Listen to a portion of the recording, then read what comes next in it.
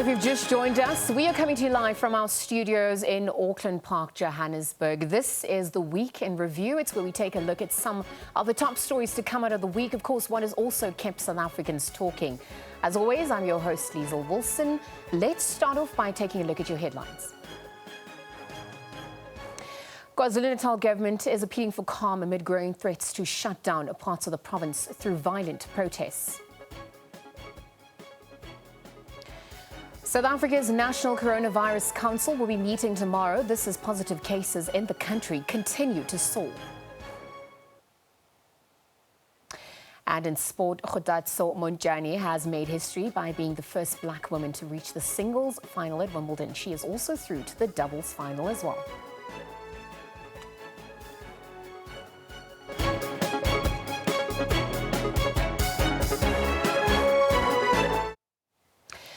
Now let's delve into our top story. The KwaZulu-Natal government is appealing for calm amid growing threats to shut down parts of the province through violent protests. Police have continued to monitor hotspots across the province. This is former President Jacob Zuma's Constitutional Court hearing for the rescission of his 15-month sentence approaches on Monday. Now, for more on this, let us bring in our reporter Yanda Mhlongo, who's monitoring developments just outside various places in KwaZulu-Natal. I think, Yanda, it's only appropriate for me to welcome you and ask you, where exactly are you stationed and what is transpiring on your end as we speak, just given everything that has happened since this morning? Yeah, very good afternoon to you, Liz, and good afternoon to the viewers at home. Well, at the moment, we are on the N3, and this is the off-ramp towards the Escort, where we have now moved on. Of course, earlier on this morning, we were reporting live from inside the Escort town, and so we've moved around now just to check what the situation is along the N3. We did hear reports from community members where we were earlier on, where they were blockading the R103, which runs through the small town of Escort, that the intention of the protesters was now to come through and blockade the N3. Of course, we are further up the road for where my colleague Jadely Posa has been reporting since early this morning at the Moy River Toll Plaza. It seems to be pretty quiet so far, except I must say, and I'm just going to ask my colleague Rain Bella just to show our viewers the freeway. It is quiet in terms of the traffic that we usually see along the N3. There is also quite a strong deployment of law enforcement officers that are here along this route. You see behind us there members of the South African Police Service, as well as the RTI, the Road Traffic Inspectorate. They have been redirecting traffic and cautioning motorists not to take certain routes. What we've seen and observed from where we are is that trucks are being allowed to continue down on the N3. However, the other vehicles, smaller vehicles, are being diverted, and the police officials are not allowing them on to the N3. Of course, major disruptions since this morning in and around Escort, in fact, from Moy River. But the situation is calming down at the moment. I must say, Lisa, when we were just left Escort town, which had major disruptions earlier on this morning, with protesters saying that they're going to intensify their protests until former President Jacob Zuma is released from prison. They are vowing that it's going to be a rather long day and another night of protests. And what we've seen is them moving strategically from one point to another. They were protesting and it blockaded the town this morning, both entrances, whether you were coming from Ladysmith or if you were actually using this route to enter Escort. Now, Escort, of course, is very important in this development, Alizo, because that is where the prison, the Escort Correctional Center is, where former President Jacob Zuma is currently behind bars, and this is day 3 since he was remanded into custody. Let me just quickly give our viewers another view on this side. If my colleague Ray can just show our viewers there, just in the distance there, you can possibly see a truck stop with a number of trucks that are parked there. And as we've come down on the N3, just inspecting what is happening along this route, there are at least 2 other truck stops that we went by. There's a large number of trucks that are actually parked at these truck stops. So of course we know that these truck stops are there for the truck drivers to be able to take a break, to refuel, to also get food, because there are shops as well. But also I think why there's such a large number of trucks is because of safety reasons, that the owners of these trucking companies have possibly also then requested that their drivers just park and hang 10 until they're sure that the situation is now safe for them to move forward. While we were in escort, we were speaking to a truck driver, and he told us that they now have a WhatsApp line where they're talking amongst themselves as truck drivers, and those just to warn each other if they approach a situation where there are protesters. But they are really, really worried, more so about the damage to the trucks, but also more so they're worried about their jobs. The truck driver that we spoke to off camera was telling us that he's uncertain what is happened with regards to their jobs following this destruction of properties. There are already companies that are saying that if the situation continues, they're going to have to ground their trucks, which means that the truck drivers who earn per trip are not going to be able to get jobs. So a concerning situation from the truck drivers, but also local community. These protests have affected the local economies, particularly here in Escort, and I do understand in areas like Moy River where there was looting as well. In Escort, with the main roads leading into the town having closed off, it prevented some of the businesses from opening this morning. One of the community members that we also chatted to earlier on was saying that she was due to go get her COVID-19 vaccination today, and unfortunately the vaccination sites have been closed because of this developing situation. But Liesl, a lot of people on the ground are supporting what is happening. They are saying that although some are not supporters of the ANC or supporters of the former president, but they say if the only way in which to bring about stability and peace in the province of KwaZulu-Natal is to release former President Jacob Zuma, then that is what the authorities must consider. They're calling on the government to come out to areas like Escort. Obviously, our reporters are stationed across various parts of KZN, monitoring the KZN shutdown that is transpiring. From Ayanda Mhlongo, we're now going to cross to our reporter Samkele Maseko, who's just outside the ANC provincial offices. Now, Samkele, a very good afternoon. Thank you for joining us. I mean, we've obviously seen these protests that have erupted across, KZN and in various pockets. But looking at the impact that it has had on day 3, what's transpiring on your end? Essentially, Durban is a bit calm today as opposed to the events of yesterday, which were happening in around the city, and you go to far-flung areas like after the Mvoti toll plaza as you enter KwaDukuza in Stanger, the trucks had barricaded roads. It was even worse in the Musadladla region in Umhlathuze municipality, where essentially truck drivers had barricaded roads within that specific municipality. But we do know that the governing party in the province will be holding a PEC meeting tomorrow afternoon at 6 o'clock. They will start with the Provincial Working Committee meeting at 2 o'clock in the afternoon to receive updates on the situation in and around the province and also to deal with organizational matters. But in essence, the governing party's leadership in the province, the provincial chairperson and the provincial secretary, are currently engaged in a meeting with the ANC's top brass leadership, the National Executive Committee, providing an update to the NEC on the situation in KwaZulu-Natal and on the incarceration, the aftermath of the incarceration of former President Jacob Zuma. You saw that in Moy River, where our colleague J.D. Liposa is at, they were burning trucks and cars overnight yesterday, and others were looting shops in areas like in Kwamashu, in Inanda, looting boxer shops. Samkele, as we obviously await the Concord ruling, which is set for Monday, involving former President Jacob Zuma, we're also looking at the costs associated with the protests and the worrisome scenes that are also emerging. People obviously wondering if it's going to escalate come Monday. Looking at the implications thereof, What is national government saying? What is the provincial government saying? It is also a COVID-19 lockdown where there are regulations involved. So as we see these scenes unfolding and escalating, what is expected on that front?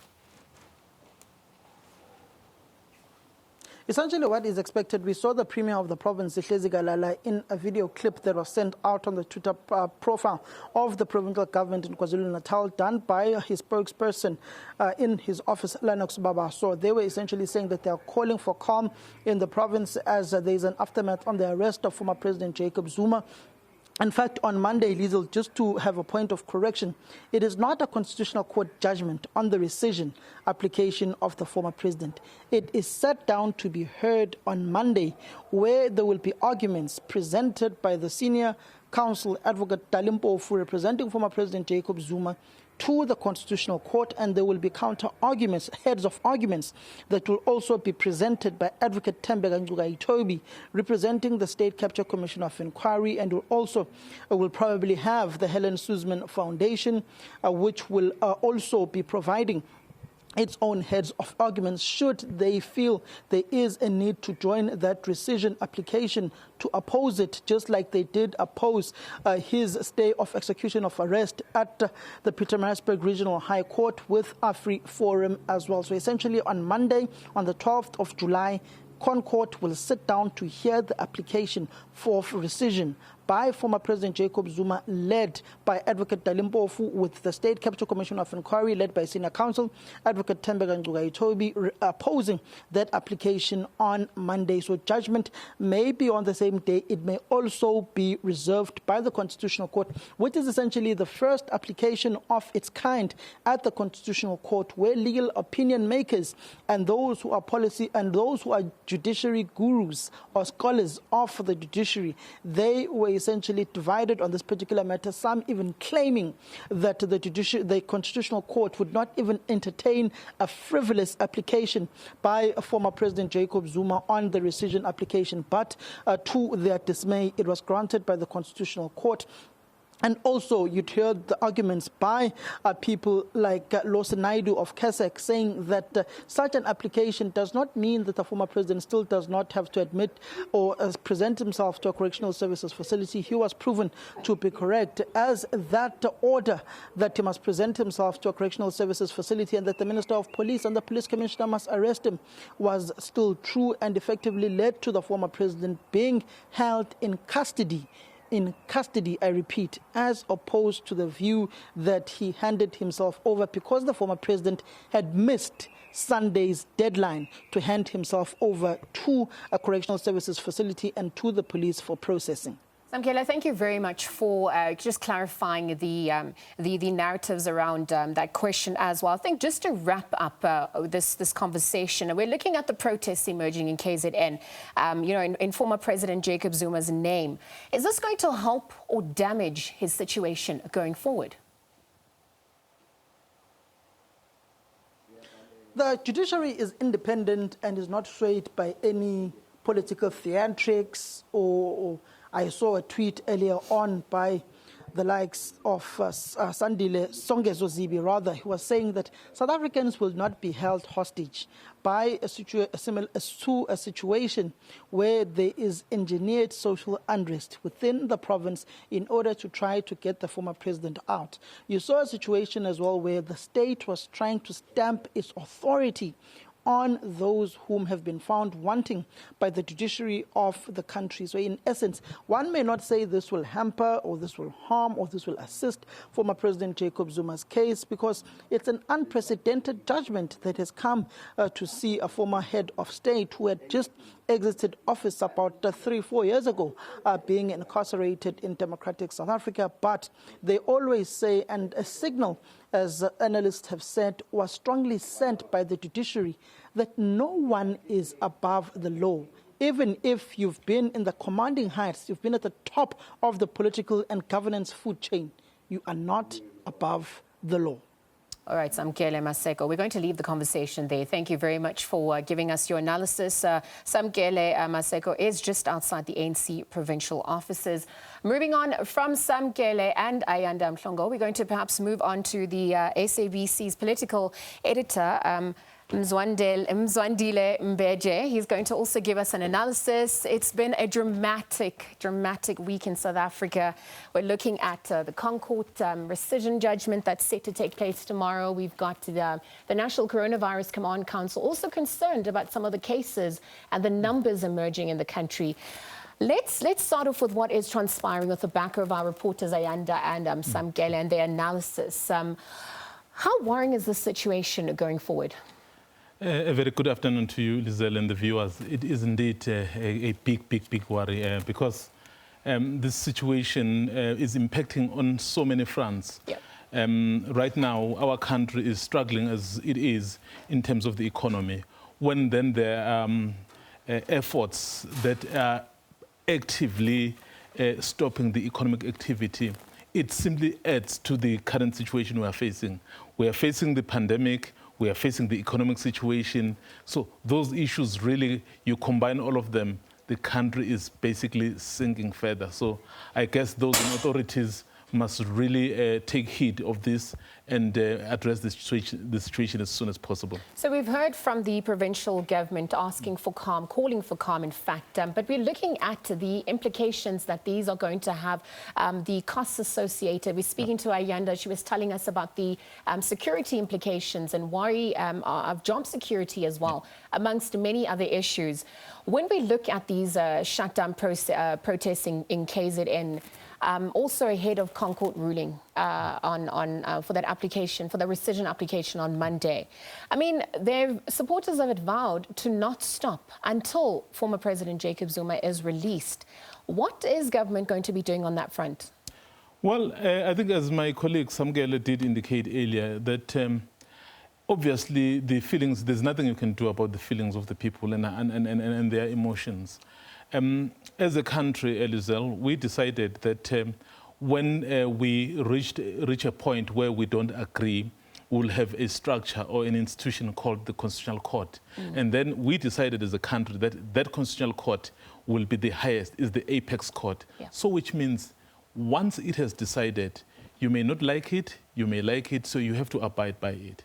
So the fact that the Constitutional Court was the one that gave that judgment, so basically means there's not much you can do because it's within that democratic system that we agreed upon. But here is perhaps the silver lining for those, perhaps, or even for former president himself. The fact that that court has agreed to perhaps hear what he has to say, it's possible he may somehow sway them, if not perhaps to overturn that decision. Perhaps he may sway them to say, maybe let's reduce a little bit. But the point I'm making is that, yes, there are feelings, yes, there are emotions, and people are very angry. It's perfectly understandable. This has never happened in South Africa. I mean, we are in a democratic country, so to see a former president go to jail. So those things, I mean, our democracy is still relatively new, so it's being tested. Remember, when you put structures and institutions in place, so you also should be able to see if those institutions do work.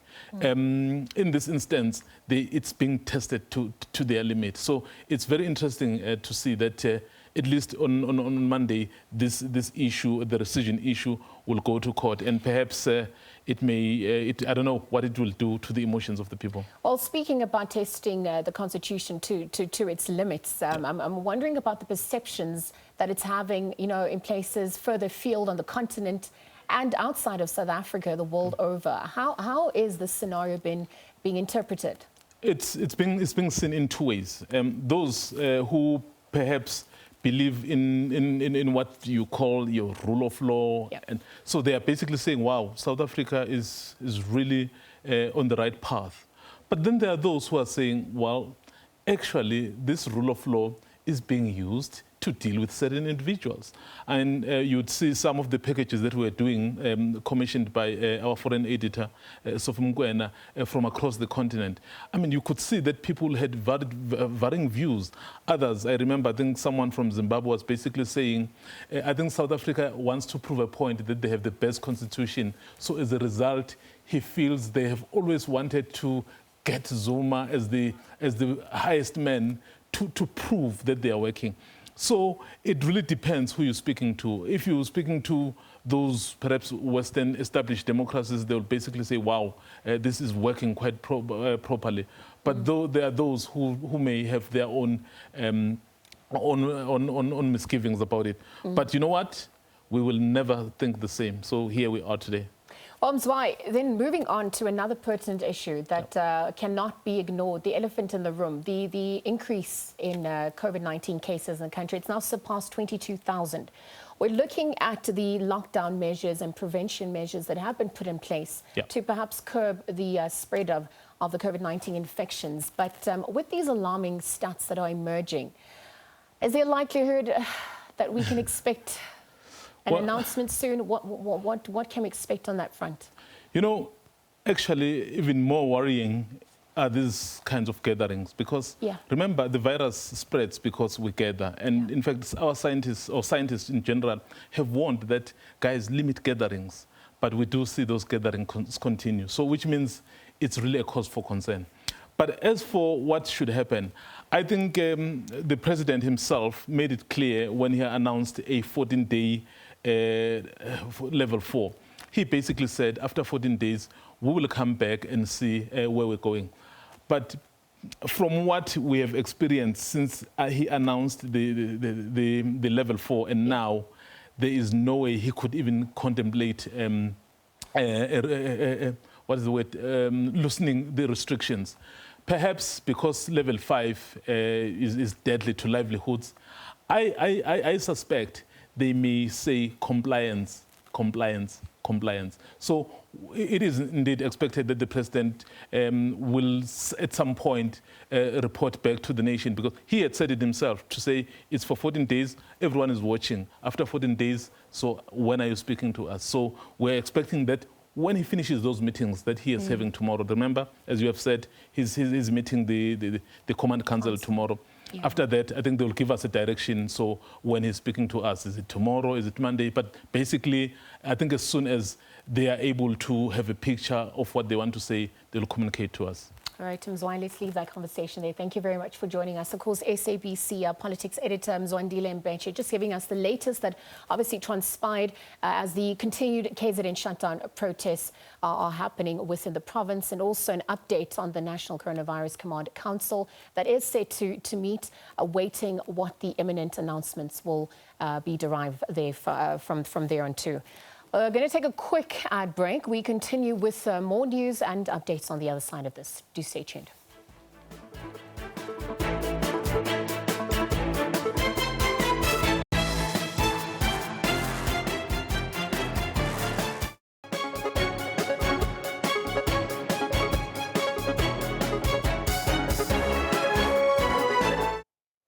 All right, you're watching the Weekend Review with myself, Liesl Wilson. We continue with more news and updates at the Sawa, where our reporter Mlondi Khadebe is in Mtunzini. Let's cross to him for the latest on that front. Mlondi, good afternoon. What is the situation currently where you are? Good afternoon, Lindsay, and I'll greet the viewers at home. We are still here in Dogotweni off-ramp, where there was 2 trucks where basically closed the off-ramp, forcing the cars to pile up here in this toll plaza earlier on this morning. But for now, the traffic has been opened to flow because the police officers managed to remove the trucks from the road, blocking the road, because they were blocking this road here in Dogotweni, and they're blocking the N2 from Richards Bay to Durban. As we were traveling from Durban to here, you could see the police officers are on the road now. They're trying to make sure that they patrol the highway from Durban to Richards Bay, because it seems as if these protesters are focusing on the on the highway, specifically focusing on the banning the trucks, because here this morning around Mtuba, there were 2 trucks banned last night, and near Hluhluwe also there was also a truck that was also banned there. But since yesterday, the chaos has been very big in the province of KwaZulu-Natal, because even on the south coast there were also blockages this morning. Also in the area of Mbumbulu, also in Ladysmith, there were also blockages there in Ladysmith. We at this point in time, the police officers, they haven't responded to our query in relation to how many people they've been arrested in the province of KwaZulu-Natal in relation to this Free Zuma campaign. All right, Londi, I'm glad you've spoken about, the questions surrounding arrests, and also just highlighting some of the, the issues and damages that have occurred in different pockets around the province. I wonder, upon speaking to some of the truck drivers, speaking to some of the protesters, speaking to some of the residents there, how has it impacted their livelihoods over the past 3 days? We managed to speak to the truck drivers who basically we found them next to the road. They were stranded because their trucks have been locked and they don't have the keys earlier on. But they were telling us that they've lost the production of today. Some, they were telling us that even yesterday they were stopped elsewhere, and today they also stopped here in this intersection, making it difficult for them to work today. Even though it's a weekend, it was going to be a better day for them to travel on the roads, because weekends are most quiet days in a week. But when we're speaking to the protesters, they are nowhere to be found on the roads, because they just cause the havoc and then they disappear. So by the time you get to where the incident is, they are nowhere. And also the police officers, they can't basically reach them, because it's a very difficult situation where police officers, when they chase them, they just run and disappear in the bushes or in the informal settlement along the N2 or along the roads where they are also causing this havoc. But on the other issue, when you're speaking to the motorists, they don't want to be involved in this protest, saying that they don't have anything to say to us as a journalist speaking to them, because they feel that it's more of a political arena than the thing that involves them as South African citizens. But the provincial government in KwaZulu-Natal mentioned yesterday that this protest will cost the province millions of rands when it comes to infrastructure, because we do see that they ban the roads, they blockade the roads, meaning that no truck is traveling from KwaZulu-Natal to other provinces or on the N2 or on the N3.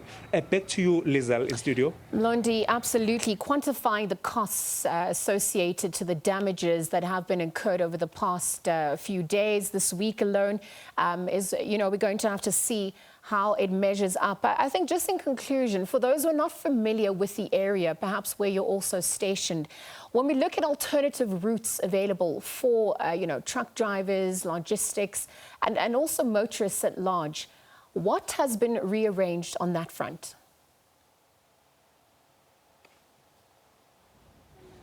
If we can just put back on basically, Lizelle, when you're looking at to the KwaZulu-Natal province, you'll see that there's the big routes N2 and the N3, and those routes are basically going to the hub, because KwaZulu-Natal is the hub of.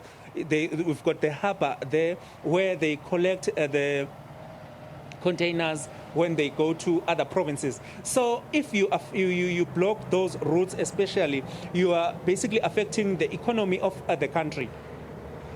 All right, Londi Khadebe, let's leave the conversation there. Of course, we're going to be crossing throughout the day, getting updates on what is transpiring in KZN, various pockets of KZN succumbing to protests.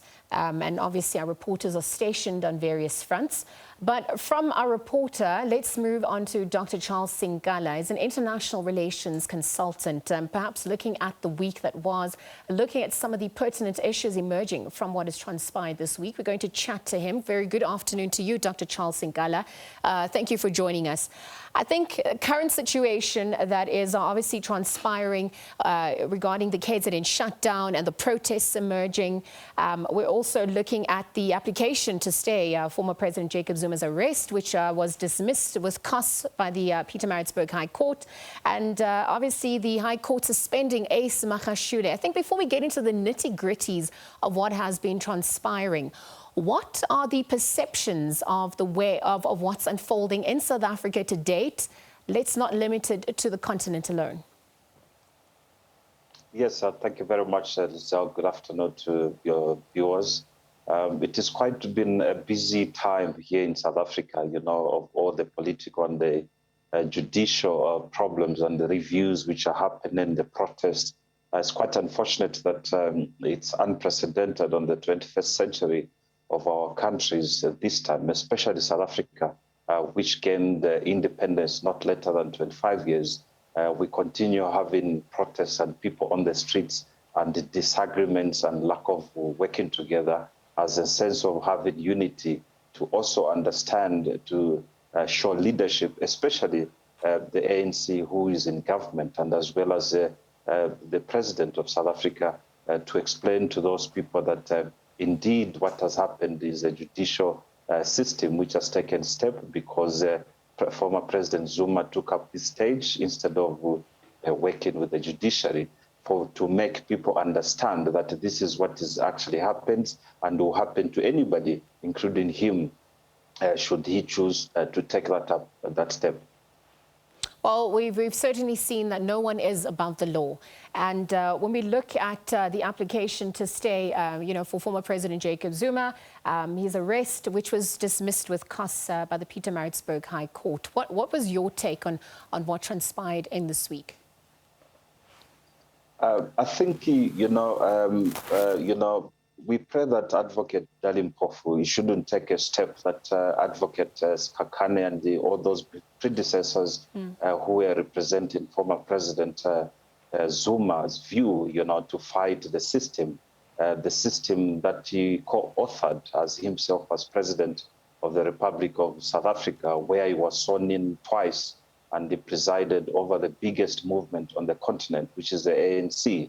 What he should do now is to take up a step to be quiet. And I hope that you, Lizzo, in the media should give an opportunity to President Zuma, wherever he is, and talk to his supporters and lobbyists that, look, not all is bad, but I think this is part of the renewal of the country. And, if the legal system of President Zuma would decide to do what they are doing, it shows defiance and lack of respect of the rule of law. In fact, we are not going to be surprised if on Monday the Apex Court decide to increase actually his term in jail. Yes, we're actually wondering what these protests does for the perceptions regarding, his case to date. But I think staying in court, when we're looking at the ruling of the suspension of the former ANC Secretary General Ace Magashule was deemed valid and lawful. Magashule coming out to say he's then actually going to appeal this. Your take on this stance? Yes, it's, everybody's got the right to have that constitutional right. If they feel vindicated in any judgment, they should pursue another Supreme Court from where that judgment was made. But again, this is the story again, which is also in relation to former President Zuma. Suspended Secretary General Magashule is the highest official in South Africa at this stage, being in the ANC for many years, and he knows the system and he knows the law. So I do not know, from my perspective, how I can address such, to be defiant to the court of law. They know the rule, the interpretation is the same. I think the lack of the sense of working together as people in South Africa and factions, which should be put aside as we are trying to deal with things. Yes, it can appeal that, but again, he's fighting the president. He's fighting the president, not only the president of ANC, but he's fighting the president of South Africa, and he's fighting the system, the judicial system, including the ANC constitution. Which is very clear. We can see how the ANC has tabled up this, and all these issues, legal issues we are having, they should have had a very better way of handling them, and these things, a lot of them should have been avoided, especially the embarrassment as we go on beyond South Africa, because people are looking at South Africa as a big brother in terms of democracy and in terms of the judiciary system.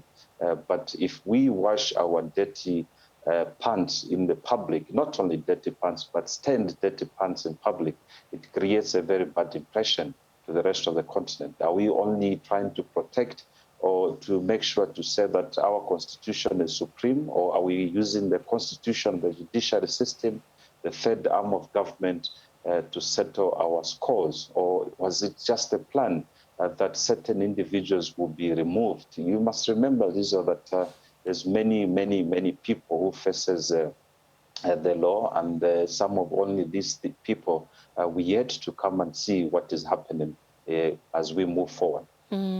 Dr. Sinkala, let's wrap up the conversation by looking at the KZN Shantan protests that are currently transpiring. Also, perceptions linked to that, linked to Zuma's former President Jacob Zuma's incarceration. Things are intensifying. And I think on that front, what is emerging from here on to?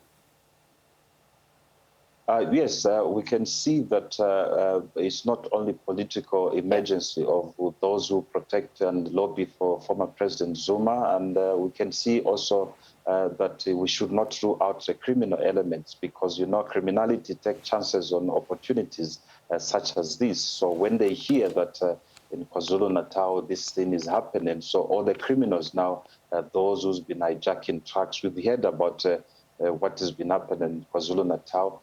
They will take up this opportunity to make sure that they loot the products coming from those trucks. We've already heard that one of the trucks belonging to one of the chain stores, Spa, was looted. So, it's not all political motivated, but again, we pray for the calm. I don't think that the province of KwaZulu-Natal or even the entire South Africa can have enough prisons to lock down all these people violating. But we need, I think, President Cyril Ramaphosa, as much as you take up the stage this weekend to address the nation regarding the COVID pandemic, you also must address this pandemic for people to understand, to make it very clear, and for people to stay indoor and to make sure that we do not have bloodshed or any property loss as we move forward during these hard times. Dr. Charles Singh, International Relations Consultant. Let's leave the conversation there. Thank you for joining us, just giving us a wrap on his take regarding the week that was, of course, here on the Weekend Review. Now, we're going to take a quick ad break. We continue with Reverend Frank Chikane on the other side of this. Do stay tuned.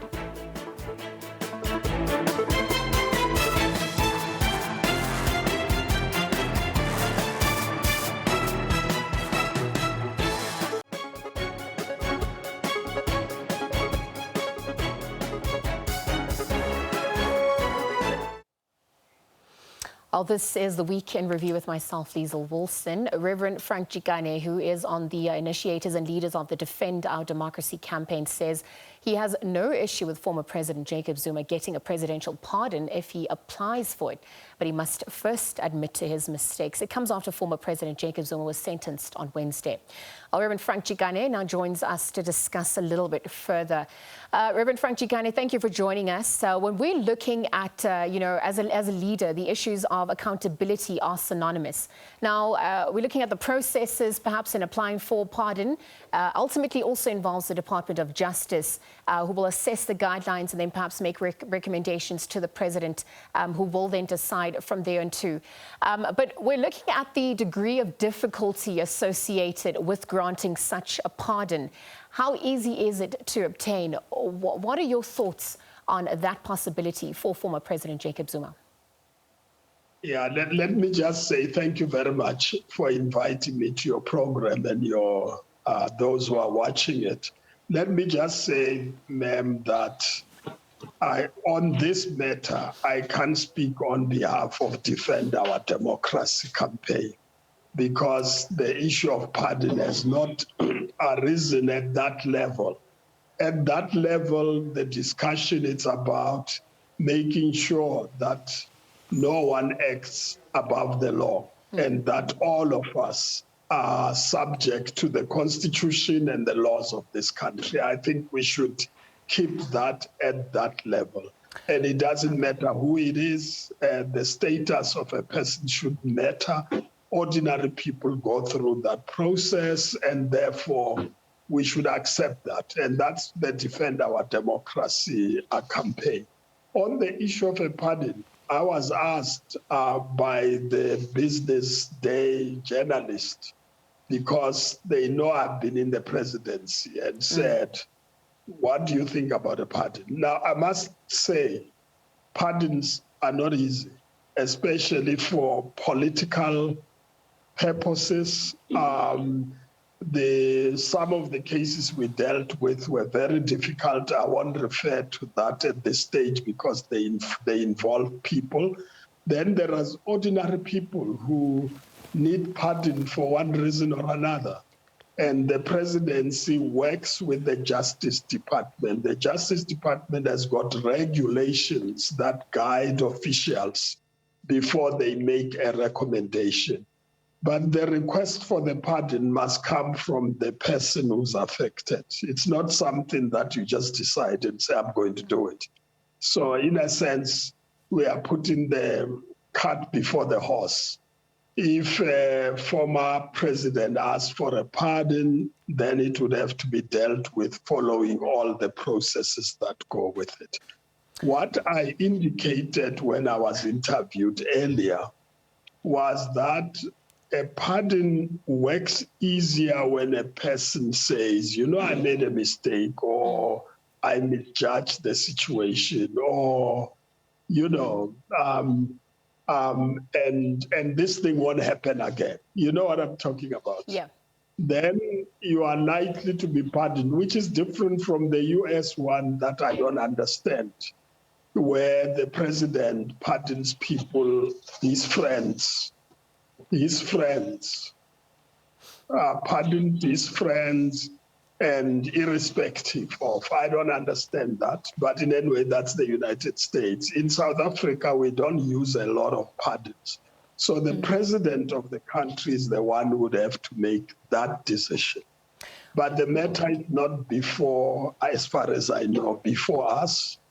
And if it comes, I'm sure it will be considered the way in which they normally do it. And I think, as you're alluding to the fact that if pardoning is on the cards, the individual in question would need to then demonstrate remorse and ultimately take responsibility as well for that. So I think, without speculating too further, let's perhaps move on to the protests that are happening, in former President Jacob Zuma's name. I'm wondering about what is transpiring on that front. Is this going to help or damage his case going forward? I mean, obviously, looking at the courts, considering the dynamics that are unfolding, if they do lessen his sentence or rescind, I mean, can they be accused of giving into threats of intimidation? How exactly does the judiciary stand on that front? No, you see, we must separate protests from the judiciary. The point is that the judiciary acts independent. It won't act based on politics and protests and etc. And the rulings of the judiciary have to be complied with. That's why earlier this week, they had to be complied with, even when there were people there, even people who were armed there, even people who were ready to fight to say that the former president will not go to jail. Now, that doesn't work. In a constitutional state, you can't have a situation where somebody violates the law and others campaign and say that person should not go to jail, then others as well would campaign. I think where the Defend Our Democracy campaign comes in, it's that people must be treated as equals. The young person who bullied somebody at school and that person committed suicide and got arrested, failed to appear in court, was sent to jail for failing to appear in court. So if it can be done with an ordinary person who has nobody to protest on her behalf, it can be fair that if it's somebody at a higher level, that person should not face the same consequences. So I think that most of the people who are doing this are misinformed. They are being told that procedures were not followed, the courts didn't do this or do that. For the Defend Our Democracy campaign, it's whether it is possible for any South African who is in a court or a commission to stand up and walk away and say, I'm not coming. Well, once you do that, you open yourself to be charged. You open yourself to be found guilty for, not complying with the court processes. So I think people who are protesting may love him, and I think they are right. If you love him and you want protest in support of him, you can do that, but don't do it outside the law, because it's the same Defend Our Democracy process. You can't act outside the law. You can't break the COVID protocols and say, I'm angry. You can't go and ban people's cars and say, I'm angry. I mean, why would you ban an ordinary person's car?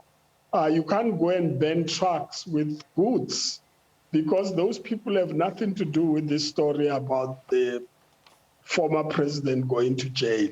It's completely counter-revolutionary in my view, if you have to use that language. It's like people getting angry about water or next to, N12, and they go to the street and kill somebody in a car who has nothing to do with water. And anybody who's politically sus would know where to direct their anger and say, we are angry about this, but we're going to protest in a way that does not affect ordinary people. I think that is important here. Reverend Franchikane, I think in the interest of time, just to wrap up the conversation, I mean, this week we saw the Joburg Mayor, Jeff Magoba, succumbing to COVID-19 complications. I'm wondering, as a cadre, as a politician, what has your interaction been with him over the years? How are you going to remember him? Well, I've known him for a long time. Obviously, he was younger than me in the struggle for liberation. I've seen him growing into the municipal politics and development there. And I only worked closer to him when I became chair of City Power, because he was in the finance department. And I mean, he's made his contribution, and it's a tragedy that he had to die the way he has died. I mean, you'll remember at the beginning of the pandemic, I mean, one thing I will remember about him is that he was in the streets with the police and encouraging people to comply, make sure they don't die because of this pandemic. And he risked his life at that stage. Actually, that's a stage at which I thought he would contract this virus, and he didn't at that time. And with this third wave, which is really brutal, I mean, the first and second never reached my family. This one reached my family. So it's really challenging, and it's a pity we have lost him. He shouldn't have died the way he has died. And we express our condolences to the family and his children, and condolences to the people of the city of Johannesburg and the country. Reverend Frank Chikane, thank you very much for your time. Again, Reverend Frank Chikane is one of the initiators and leaders of the Defender Democracy. Just chatting about the issues of pardoning former President Jacob Zuma. Is it on the cards for him? Also paying homage and respects to the late Joburg mayor, obviously succumbed to COVID-19 complications. That was Jeff Makubo. And we continue with more news at this hour now, where activists in Uganda, in fact, have now also heaped praise on South Africa's judicial system. It all follows the start of former President Jacob Zuma's jail term. They say the case demonstrates the rule of law. While Leon Senyange reports from Uganda's capital in Kampala. There's been both applause and admiration for the South African justice system for the landmark court decision. The civil activists I spoke to say Jacob Zuma's incarceration shows the strength of the rule of law in the southern African country and the kind Uganda itself should learn from. The former South African president started his 15-month sentence for contempt of court this week. Zuma had earlier launched an appeal against his imprisonment. South Africa's constitutional court is it's the most powerful constitutional court in Africa. It was set up by ANC. So you abuse your own institutions. Once it's your time to appear to them, then they become incompetent, then they become biased. Questions of bias are raised within courts. So he denied himself a chance to be heard. The reason why I say they're dealing with these matters better than us is because the institutions have tried to be independent. It's usually very difficult to draw a line. You know, we always talk of the doctrine of separation of powers, but again, the line is very, very narrow. How would you draw the line? But I think they have tried. For the activists here, the key lesson is the creation of an independent judicial structure, something that's still a challenge for many African governments. Leon Senyange, SABC News, Kampala, Uganda. Following the violent protests in KwaZulu-Natal, Premier in the province, Gala, calls for calm. The province experienced a number of scattered attempts to bring the province to a grinding halt as major roads and highways, including N2 and N3, were targeted. The M7, which is a strategic cargo transit route from the port of Durban toward the inland, and other provincial and municipal links were also affected. Several vehicles were reportedly stoned and millions worth of public infrastructure damage, resulting in many commuters not able to reach their places of work. Police says a comprehensive multidisciplinary provincial security plan have been developed, and all law enforcement agencies are on high alert as they attend to this unfortunate and unlawful situation which is taking place in the province. It is reported and believed that the protest is on the incarceration of former President, His Excellency, Comrade Jacob Zuma. We understand the extreme anger of the people who are protesting, and as the country and the province, we find ourselves in a very unusual and unique situation wherein we are dealing with the arrest of the former president of the ANC and former president of our country. We are therefore dealing with very challenging times. However, we call on those who are protesting to do so through peaceful means and avoid violence and distractions at all costs. We are fully conscious of the feeling of the community, but unfortunately, violence and distraction often attack and affect even people who are not involved. And at some point, distraction and violence even affect people who share the very same feelings that those who are protesting share. We therefore also want to emphasize that the illegal gatherings under adjusted risk level 4 have an impact on COVID-19. We call on all people to behave and follow the regulations as they have been put in place. We have been thoroughly briefed on the security situation on the ground, and we can assure the people of the province that all law enforcement authorities are now on high alert and are addressing incidents as they unfold. Again, we must not allow the current environment and the current situation to divert us from our common goals and our own culture of respect and Ubuntu. We therefore plead with all people to protest peacefully where they are, but also to understand that big gatherings are not allowed at all. Well, that is where we leave it for today. The weekend review, of course, from myself, Liesl Wilson, and the team. It has been an absolute pleasure. We'll be back same time, same place tomorrow for a look at the week ahead. Goodbye for now.